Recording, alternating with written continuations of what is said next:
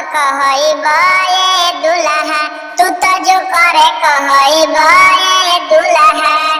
टोपी किनी पहनला से हीरो न कहइबा ए दुल्हा, टोपी किनी पहनला से हीरो न कहइबा ए दुल्हा। बहिन बेचने कहइबा ए दुल्हा, बहिन बेचने कहइबा ए दुल्हा। कोट पैंट पहनला से हीरो न कहइबा ए दुल्हा, कोट पैंट पहनला से हीरो न कहइबा ए दुल्हा। तू तो बन रे कहइबा ए दुल्हा, तू तो बन रे कहइबा ए दुल्हा, तू तो न रे कहइबा